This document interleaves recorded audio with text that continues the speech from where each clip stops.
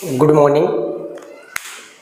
हमारा टॉपिक चल रहा था विश्व के प्रमुख जन समूह। जन समूह का अर्थ हमने पिछले वीडियो के अंदर बताया था आपको कि जन समूह एक ऐसा क्षेत्र होता है जहाँ पर जनसंख्या का दबाव बहुत ज़्यादा होता है।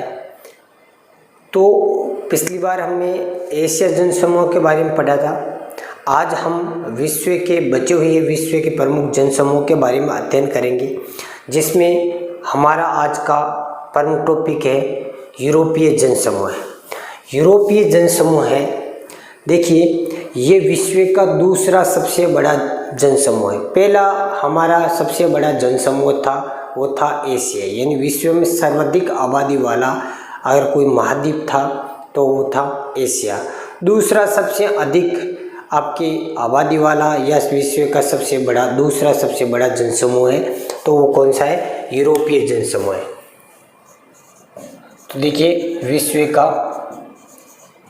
दूसरा बड़ा जनसमूह है।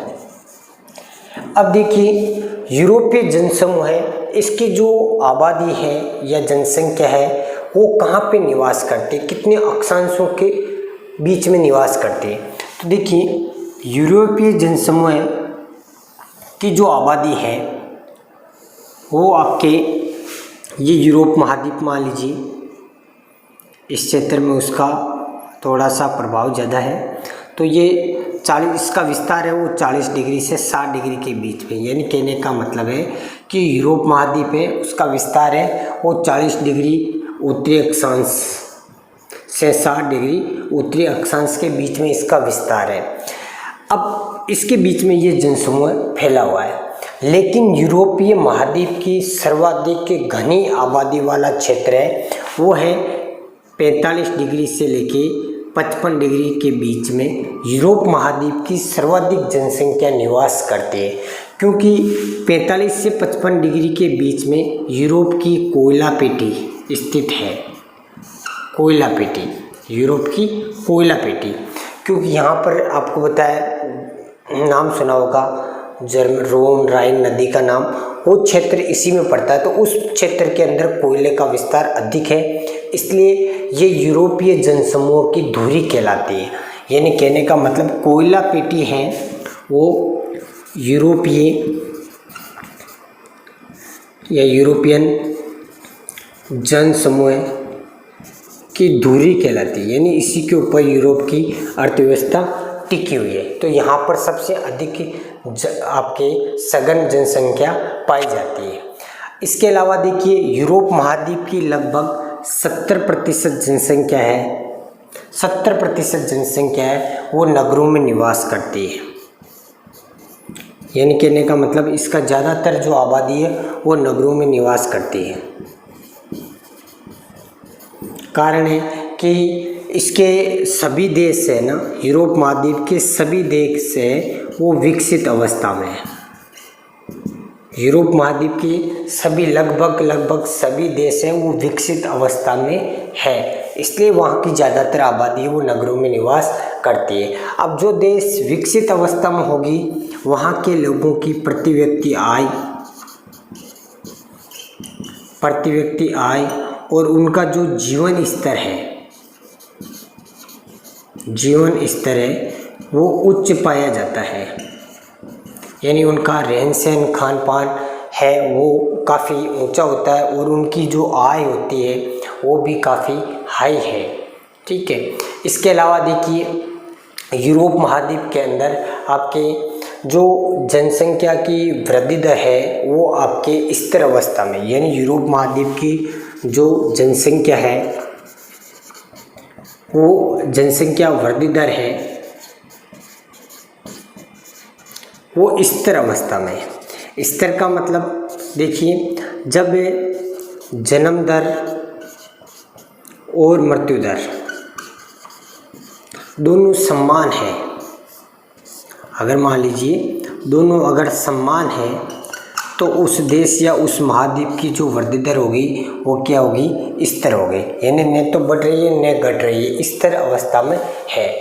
अब देखिए इस यूरोप महाद्वीप या यूरोपीय जनसमूह में जितने भी देश हैं उन देशों में सर्वाधिक आबादी वाला देश है वो कौन सा है? तो यूरोप महाद्वीप में अगर यूरोपीय जनसमूह आए तो उसमें आपको रूस भी शामिल करना पड़ेगा। रूस, वैसे तो आपको पता है यूरोप महाद्वीप के अंदर अगर बात करते हैं कि यूरोपीय, आपको पता है एक सोवियत संघ रूस वाला बेल्ट अलग है और पश्चिमी यूरोप अलग है, तो उस हिसाब से तो पश्चिमी यूरोप के अंदर तो जर्मनी सबसे सर्वाधिक जनसंख्या वाला देश है। लेकिन संपूर्ण यूरोपीय जनसमूह की बात हो रही है तो संपूर्ण यूरोप के अंदर सर्वाधिक आबादी वाला देश है वो है रूस, रसिया। पहला है सर्वाधिक आबादी वाला देश रूस है, उसकी कुल जनसंख्या है वो 14.44 करोड़, यानी 14.4 करोड़ जनसंख्या है। दूसरा सबसे अधिक जो जनसंख्या वाला देश है वो है जर्मनी, इसकी जो जनसंख्या है वो लगभग 8.20 करोड़ के आसपास है। तो ये आपके यूरोपीय जनसमूह था, ठीक है। दूसरा हम लेते हैं दूसरा जनसमूह, तीसरा जनसमूह वो है अमेरिकी जनसमूह या अमेरिकन जनसमूह, अमेरिकी या अमेरिकन जनसमूह। देखिए ये तीसरा, पहला एशिया हो गया, दूसरा यूरोप हो गया, तीसरा सबसे बड़ा जो जनसमूह है वो है आपका अमेरिका या अमेरिकन जनसमूह। तो तीसरा सबसे बड़ा जनसमूह है। अब देखिए जितने भी जनसमूह हैं उन सभी जनसमूह के अंदर सबसे नवीन जनसमूह अमेरिकन जनसमूह का माना गया है, यानी सबसे बाद में जिसका विकास हुआ है वो कौन सा है? अमेरिकन। तो सबसे नवीन भी हैं और दूसरी बात सबसे विकसित जनसमूह भी किसको माना गया है? अमेरिकन को। नवीन के साथ साथ में ये विकसित जनसमूह भी है, नवीन और विकसित जनसमूह भी माना गया है। अब बात कर लेते हैं कि इस जनसमूह का जो विस्तार है वो कितने अक्षांश और देशांतरों के बीच में फैला हुआ है। तो बात करते हैं अक्षांशीय विस्तार के हिसाब से। तो देखिए जो इस बेल्ट के अंदर ये आपका अमेरिकन जनसमूह हो गया, इस बेल्ट में इसका विस्तार है वो 30 डिग्री से लेके 30 डिग्री उत्तरी अक्षांश से लेके 45 डिग्री उत्तरी अक्षांश के बीच में इसका विस्तार माना गया है। यानी जो ये आपका उत्तरी अमेरिकन जनसमूह या अमेरिकन जनसमूह, इसका विस्तार 30 डिग्री उत्तरी अक्षांश से लेके 45 डिग्री उत्तरी अक्षांश के बीच में इसका विस्तार माना गया है। अब देशांतर की बात करते हैं तो देशांतर के हिसाब से ध्यान रखना, इसकी जो अमेरिकन जनसमूह की सर्वाधिक जो घनी आबादी है वो 100 डिग्री मक्का पेटी इसके क्षेत्र में पड़ता है। 100 डिग्री पश्चिमी देशांतर के पूर्व में, पूर्वी भाग में। देखिए अमेरिकन जनसमूह की सर्वाधिक आबादी अक्षांश से हिसाब से देखते हैं तो 30 डिग्री से 45 डिग्री के बीच में, और देशांतर के हिसाब से देखते हैं तो 100 डिग्री, जिसको मक्का पेटी क्षेत्र पड़ता है इसमें 100 डिग्री के आसपास में, 100 डिग्री पश्चिम में। कौन से देशांतर? पश्चिमी देशांतर के पूर्व में इस बेल्ट के अंदर है वो सर्वाधिक सघन आबादी पाई जाती है, यानी इस अमेरिकन जनसमूह की सर्वाधिक आबादी पाई जाती है। अब बात करते हैं कि इस जनसमूह में अमेरिकन जनसमूह के जो लोग हैं या जनसंख्या वो कहाँ से आई। तो ध्यान रखना इस जनसमूह की संपूर्ण लगभग संपूर्ण जनसंख्या है वो यूरोप से प्रवासित होके आई है। संपूर्ण जनसंख्या वो यूरोप से ही आई हुई मानी गई है। लगभग जनसंख्या वो यूरोप से ही आई है, यानी वहाँ से इसने प्रवास किया। अब इसमें देखिए इन जनसमूह की प्रमुख जो विशेषता है कि यहाँ पर प्रचुर मात्रा में, देखिए ये नवीन भी है, विकसित है। नवीन है, आपको बताया कि जनसंख्या अगर यूरोप से आई है तो इसका मतलब लोग यूरोप से आए तो यूरोपीय कंट्रीज़ का ज्ञान भी, नॉलेज भी वो यहाँ आया है। तो इसकी बजाय ये और अधिक क्या होगा? विकसित होगा। अनेक टेक्नोलॉजी लेके अभी आए हो, तो कहने का मतलब है इस क्षेत्र में ये उससे भी अधिक विकसित क्षेत्र माना गया है। दूसरी बात, इस क्षेत्र में जो खनिज संसाधन है उन खनिज संसाधनों की प्रचुर मात्रा पाई जाती है, इसलिए लोगों को आय, प्रति व्यक्ति आय और जीवन स्तर हाई क्वालिटी के। इसके अलावा यहाँ पर आवागमन के जो साधन है वो भी काफ़ी मात्रा में यहाँ पर उपलब्ध है। हर प्रकार के आवागमन के कोई भी साधन, चाहे स्थल से ले लो, चाहे जल से, चाहे आप नभ से ले लो, सभी प्रकार के जो आवागमन के साधन है वो सघन पाए जाते हैं। इसके अलावा देखिए, इसकी लगभग 75% जनसंख्या है, 75%, 75% जनसंख्या वो नगरों में निवास करती है, नगरों में निवास करती है। 75% जनसंख्या नगरों में निवास करती है। अब देखिए, इसकी जो जनसंख्या वृद्धि दर है, जनसंख्या वृद्धि दर है वो आपके नियंत्रित है,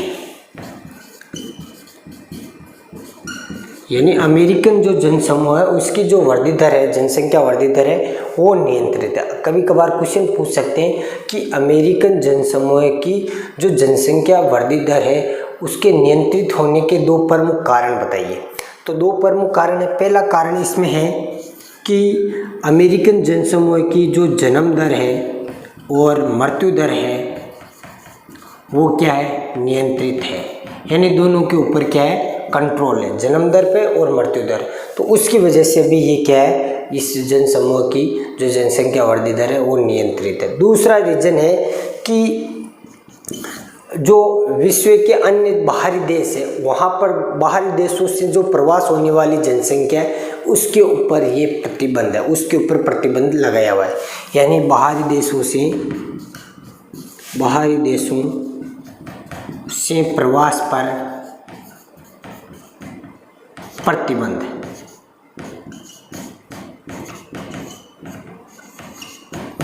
बाहरी देशों से क्या लगा, प्रतिबंध। इसकी वजह से भी इसमें क्या है, जनसंख्या नियंत्रित मानी गई है। अब बात करते हैं कि अमेरिकन जनसमूह का सबसे अधिक आबादी वाला जो देश है वो कौन सा है। तो सबसे अधिक आबादी वाला देश है वो है यूएसए, संयुक्त राज्य अमेरिका।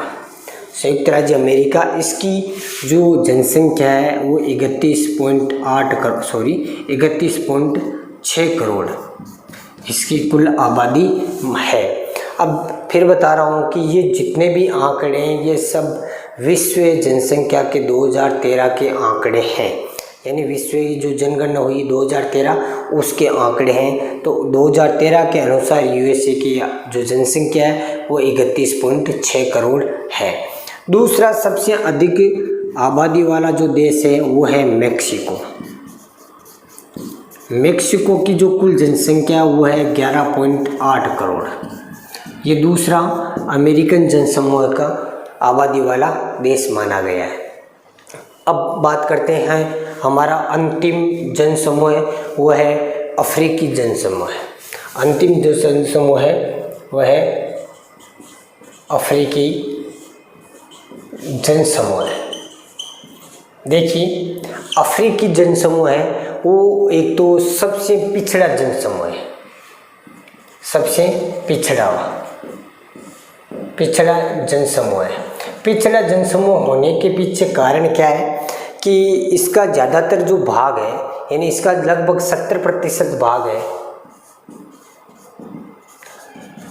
भाग निर्जन है, यानी कहने का मतलब वहाँ पर कोई लोग नहीं रहते। लोग नहीं रहने के प्रमुख कारण क्या है कि ज़्यादातर एरिया है वो मरुस्थलीय क्षेत्र है, कुछ एरिया है वो आपके सघन वन वाला क्षेत्र है, इसलिए वहाँ की जो क्लाइमेट है वो लोगों के रहने लायक नहीं है। इसलिए इस क्षेत्र में जो क्या है कि ये क्षेत्र है शुरू से ही पिछड़ा हुआ माना गया है, यानी कहने का मतलब ये अल्प विकसित है पूर्ण रूप से, तो इसलिए ये पिछड़ा महाद्वीप माना गया है। पिछड़ा महाद्वीप के साथ साथ में इसके 70% भाग पे किसी प्रकार के लोग नहीं रहते हैं, केवल 30% भाग पे ही 30% भाग पर ही लोग निवास करते हैं। केवल 30% भाग पे। अब इसके 3 प्रमुख क्षेत्र है, 30% भाग पे निवास करते हैं। अब 30% भाग में 3 प्रमुख क्षेत्र है जहाँ पर सर्वाधिक आबादी निवास करती है। 3 प्रमुख क्षेत्र है, वो क्षेत्र है कौन कौन से हैं? पहला तो है आपके नील नदी घाटी, क्योंकि नील नदी घाटी है वो पूरा मैदानी भाग है, वहाँ पर अच्छी कृषि योग्य भूमि मिल जाती है, इसलिए सर्वाधिक आबादी का वहाँ पर जमावड़ा पाया जाता है। नील नदी घाटी क्षेत्र, इस क्षेत्र के अंदर काफ़ी मात्रा में जनसंख्या निवास करती है। दूसरा प्रमुख जनसंख्या वाला क्षेत्र है वो है गिनी तट। गिनी तट है, ये अफ्रीका के आपके दक्षिण पश्चिमी अफ्रीका के मतलब दक्षिण पश्चिमी अफ्रीका के बीच में क्षेत्र में पड़ता है। तीसरा सबसे जो प्रमुख क्षेत्र है आपके दक्षिणी पूर्वीय तटीय क्षेत्र, जो नीचे वाला भाग है दक्षिणी पूर्वीय तटीय क्षेत्र।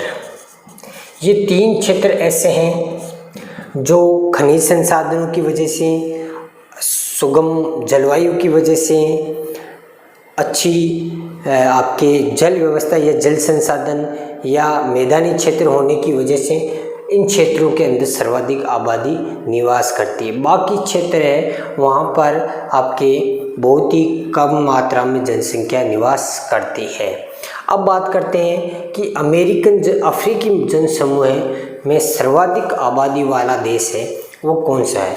तो सबसे अधिक आबादी वाला देश है वो है नाइजीरिया। अब अफ्रीकी महाद्वीप की सबसे अधिक जो आबादी वाला देश है वो है नाइजीरिया, जिसकी जनसंख्या है 17.4 करोड़।